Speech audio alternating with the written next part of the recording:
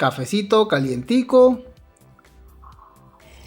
Y es que si al igual que yo te gustan esos celulares Sony Ericsson que no conocimos por acá, de tapa, con luces en ella y pantalla giratoria, quédate en este video ya que nuestro amigo Luis Blas, al cual agradezco mucho, posee este equipo.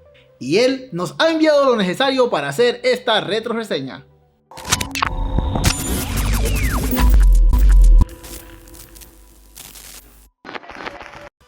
Por allá, en 2008, muchos teléfonos móviles Sony Ericsson creados para operadores móviles japoneses nunca fueron más allá del país del sol naciente, como esta rareza para nosotros, ya que solo estuvo disponible en la operadora japonesa AUKDDI, como Sony Ericsson W64S.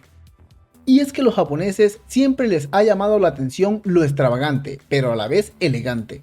Y eso queda reflejado en este móvil, que como ya vimos, Luis se ha hecho a dos de ellos. En esta ocasión, esos de color morado que se ven hermosos. Además, aún están en buen estado físico. Por supuesto, al tener una pantalla tan grande giratoria de 2,7 pulgadas, 240 x 432 píxeles, en formato panorámico de hasta 65.000 colores, hace que el equipo en general fuera algo grande, pero a la vez delgado para la época. Brillante prácticamente por donde lo mires. En su tapa tenemos algo así como un acabado con formas de diamante, que reflejaba bastante destellos de la luz ambiente. En sus bordes encontramos los puertos de conexión USB, cargador y auriculares. Pero también hay una ranura para micro SD. Llama la atención lo pequeño que eran los botones de volumen o acceso a televisión que poseía el teléfono, al igual que el botón de cámara, que estaban en los bordes del móvil. En su parte trasera vemos el espacio para una batería extraíble de 870 mAh. Y en un marco vertical tenemos el sensor de su cámara de 3.2 megapíxeles acompañada de un flash LED. Y más abajo la bocina del equipo, bastante sobrio.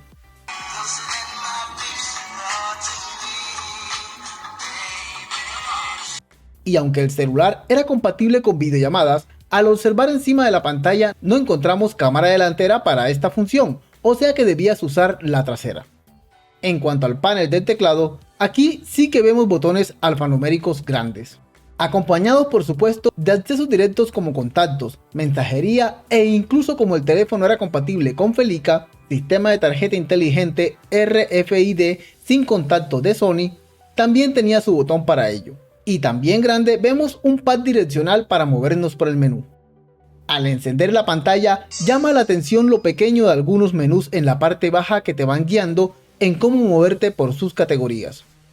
Encontramos el clásico puerto de infrarrojo. Su cámara aparte tenía funciones extras como el lector de código de barras o marcos decorativos. Obviamente también grabación de video.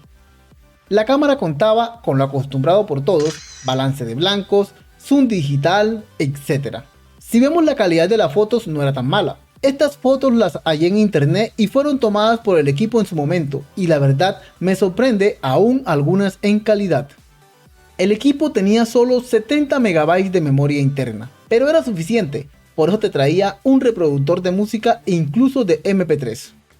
El modelo W64S admitía redes de TV móvil, GSM y CDMA 1X Win. También tenemos lo elemental como alarma, calculadora, memos, grabadora de voz, calendario, etc. Pero sin duda, lo que llama la atención de este equipo es que contaba con algunos juegos de luces en su tapa.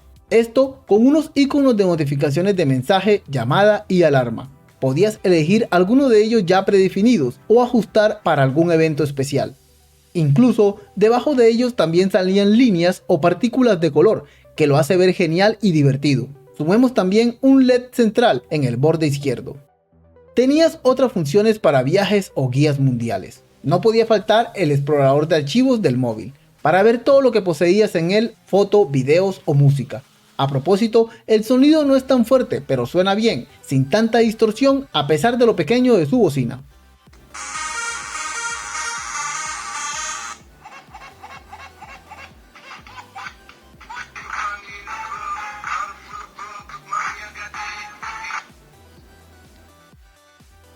Vemos diccionario, visor de documentos, entre otras cosas de oficinas u aplicativos. Este menú general también podías organizarlo a tu gusto.